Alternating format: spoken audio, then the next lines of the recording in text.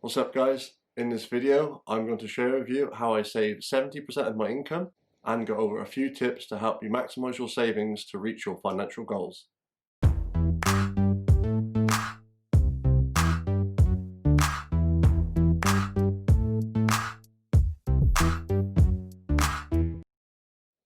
The average income for an Australian adult is just under $85,000 per year, which equates to $1,265 per week after tax. The average amount of saving by Australians was $862 per month.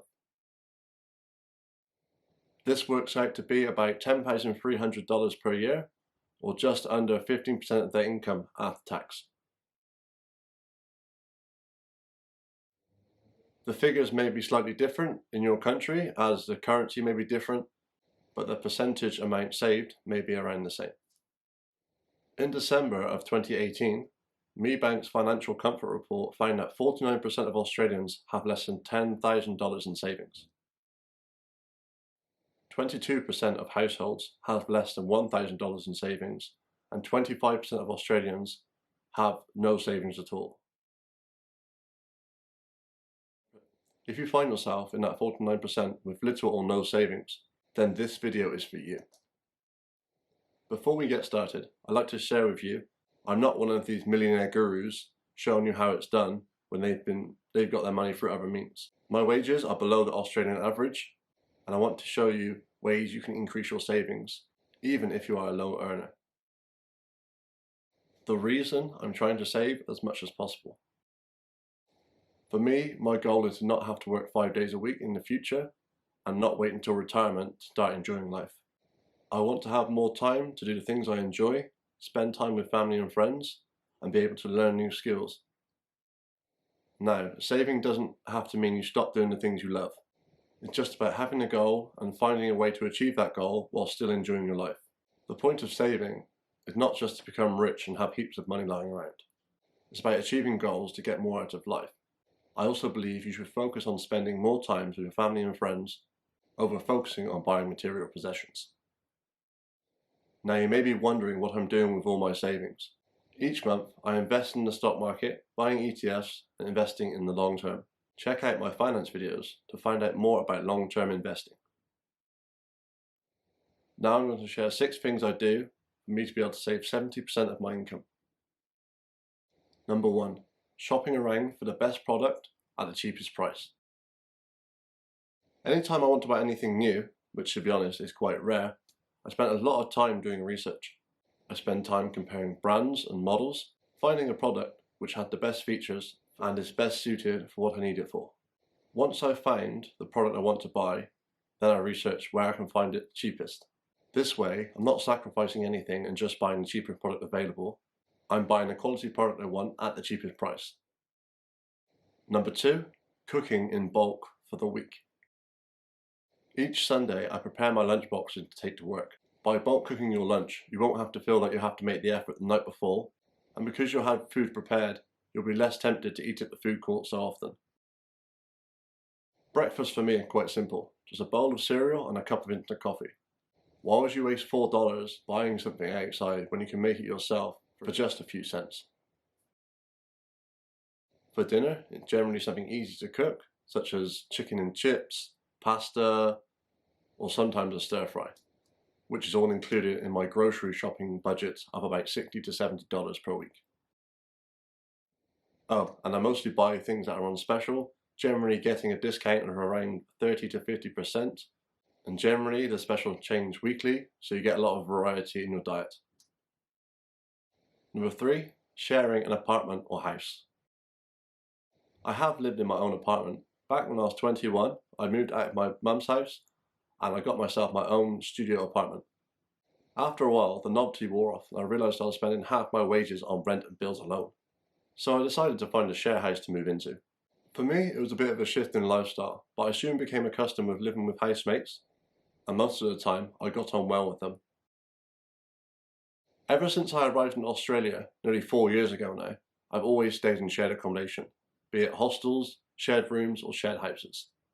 That won't be the case forever, as with certain stages in life, such as having children, I will have to move into my own accommodation, which will cost more, but hopefully my income will have increased to cover the extra expenses. Number 4, buying used products. Buying used products is a great way to cut down on your spending. There are plenty of places to find things, such as Facebook Marketplace, Gumtree, or even your local charity shop. Out of the things in my apartment, the only things I've brought new were a mattress, kitchen appliances, for hygiene reasons, and a few electronic gadgets. My desk I bought off Gumtree, my printer from Facebook Marketplace, the list goes on.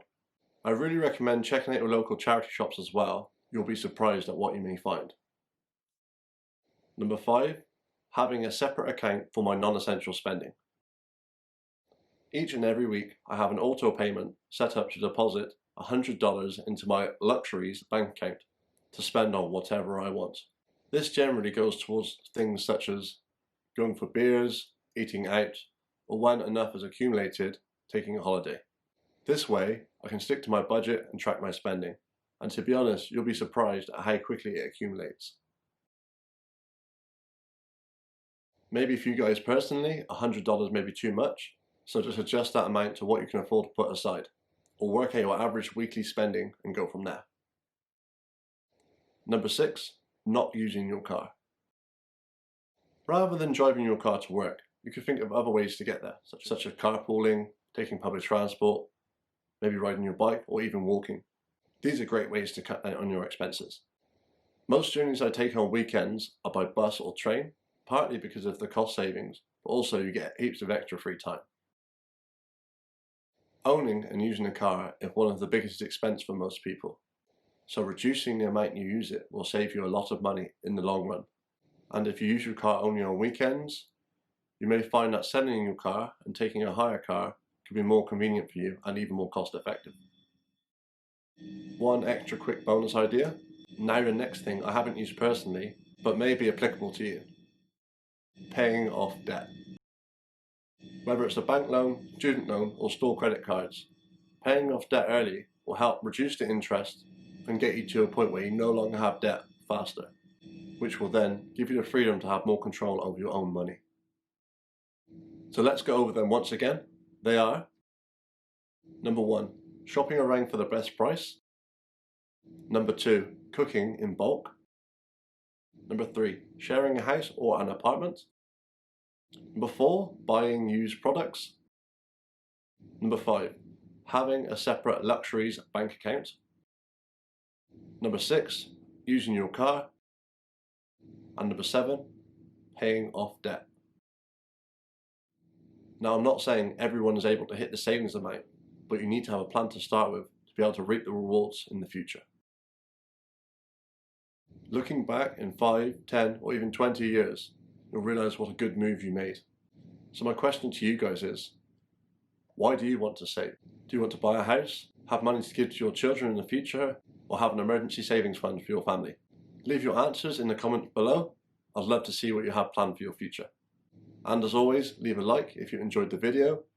And if you'd like to stay up to date with videos like this, please subscribe. See you next time, guys.